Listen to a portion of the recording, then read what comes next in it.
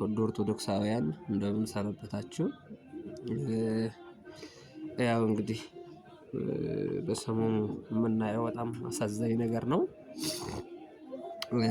እውነት እንደው መናገር ለኛ በጣም ከባድ ነው። አእምሮ ይነካል። ብቻ ምንድነው እየተካሄደ ያለው? ምናልባት ይሄ ቪዲዮ የደረሳችሁ ሁሉ ኦርቶዶክሳውያን ናችሁ፣ ኢትዮጵያውያን ናችሁ፣ ከዛ ሲያልፍ ሰዎች ናችሁ። ሰው የሆነ ሁሉ ይሄ የማይነካው ሰው አይደለም። ሰው ይሄን ያህል እንዴት በሰው ላይ ይጨከናል ወገኖች? እንዴት ይሄን ያህል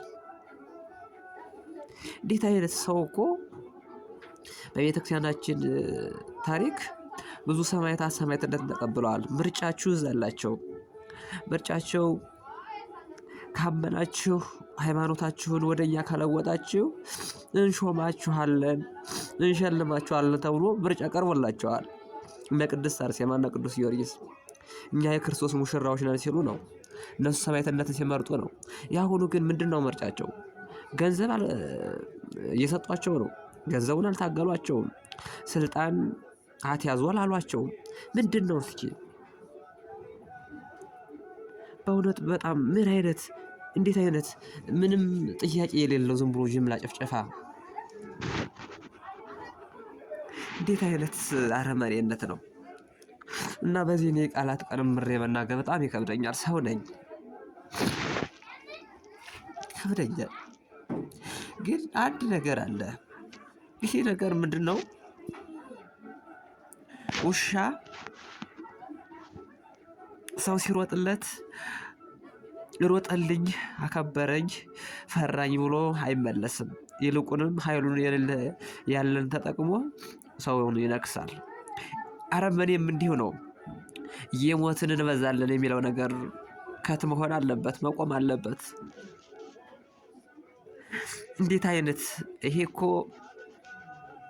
ክርስትናን ከምድር ማጥፋት ነው። ሌላው ትልቁ ፖለቲካ እስልምናውንና ኦርቶዶክሱን ለማጋጨት የሚደረግ ሴራ እንዳለ ሆኖ በዚህ አጋርነታቸውን በዚህ ባርሱ በጣም ልባቸው የተሰበረ ብዙ ሙስሊም ዘመዶቻችን እናያቸዋለን። በፍጹም በአንድ ይሁዳ ሁሎችን ሐዋርያትኛ ጠቅልለን ይሁዳ ናቸው አንልም።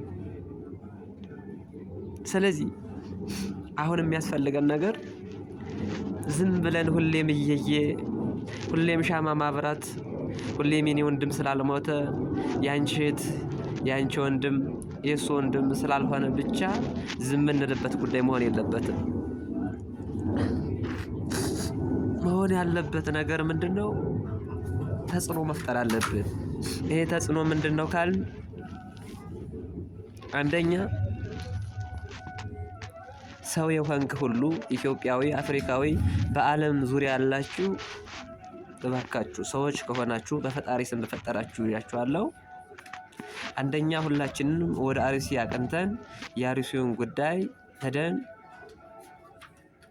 ማየት። ሲቀጥል መንግስት የሌለ ያለ ኃይሉን ተጠቅሞ በዛ ላይ ምናልባት በመንግስት ደረጃ ብዙ ኦርቶዶክሳውያን ብዙ ደግሞ ሰዎች ብዙ ኢትዮጵያውያን የሰው ግፉ በጣም አይምሯችሁን የነካችሁ ትኖራላችሁ።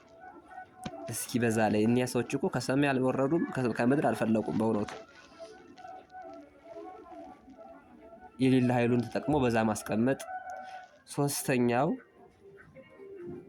የዓለም ህዝቦች ተጽዕኖ በመፍጠር መንግስት እኒሄን ማህበረሰብ ወደ ጠረፍ ቦታም ቢሆን አስቀምጦ ሰላማቸውን የሚጠበቅበትን ምናልባት እዛ ላይ ያለው ጎሬ እዛ ላይ ያለው ቦታ አመች ካልሆነ መንግስት መቹ ባለበት ጠረፍ ቦታ ሞልቷል፣ በዛ ወስዶ ያስቀምጣቸው።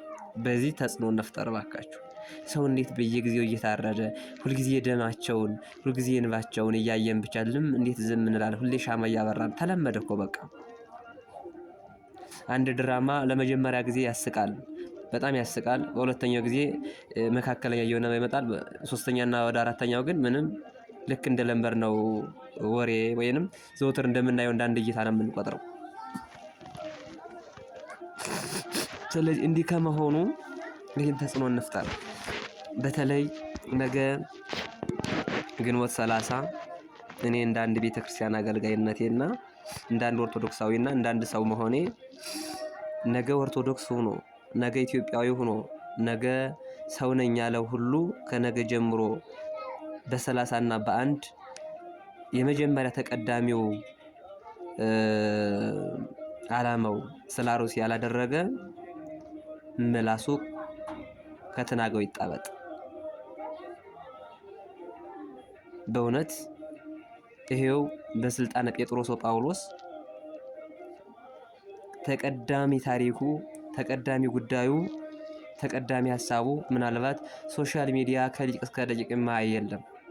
ስለ አሩሲ ያልፖሰተ ሸር ያላደረገ ስለ አሩሲ ጉዳይ ሐሳቡን ያላጋራ ቢኖር የእነዚህ ጨፍጫፊዎች አጋር ነው፣ አባል ነው ማለት ነው። ሰዎች እኮ ናቸው፣ ከየትም እኮ አልመጡም። ያልታወቁ ኃይሎች እስከመቼ ነው የሚባለው? ለምንም አይታወቁት። ለረተው እና በእስልምናና በኦርቶዶክስ በአማራና በኦሮሞኛ የምታነሱትን እኔ ይሄን አልቀበልም።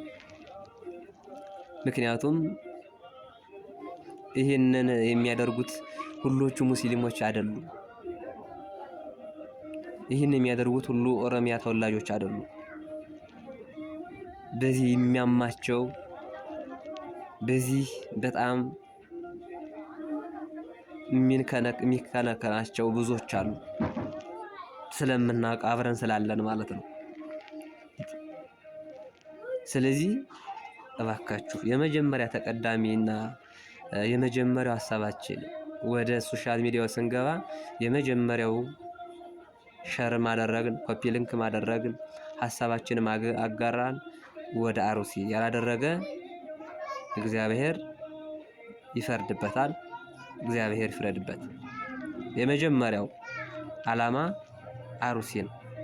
ስለዚህ በእነዚህ ሐሳቦች በሶስቱ ሐሳቦች አንደኛ የዓለም ሕዝብ እይታውን ወደ አሩሲ በማድረግ ከአሩሲ ላይ መንግስት ምን ያድርግ ወይንም የሌለ ኃይሉን ተጠቅሞ በዛ ያለውን ያስቁም፣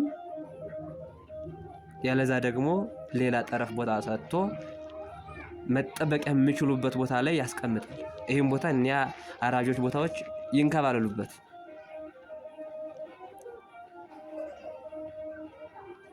ስለዚህ ይሄንን ሐሳብ በማንጸባረቅ እስኪ ድምጽን ወገኖች የት ይሄዱ? ኢትዮጵያውያን እኮ ናቸው። ሰው ሀገሩን የት ይሄድ? አያት ቅድመ አያታቸው እኮ ምናልባት ከአንዱ ብሔር የመጣ ሊሆን ይችላል። በዚህ አይደለም።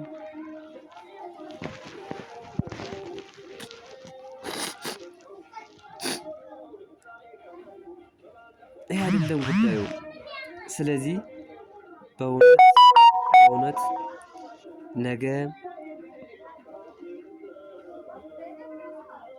30 ግንቦት 2018 እንዲሁም ሰኔ 1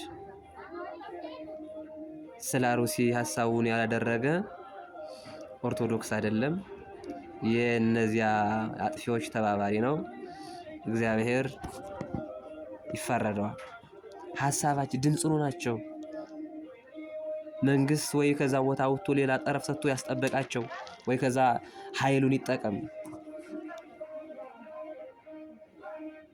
ምን ማለት ነው? ሁልጊዜ ሻማ ማብራት ቤተክርስቲያን ያህል ትልቅ ተቋም እየተቃጠለ ይሄ ነው ያ ነው ብዬ በፖለቲካ ውስጥ ማንጸባርቀው ነገር አግባብ አይደለም እና እባካችሁ ድምጽ ነው።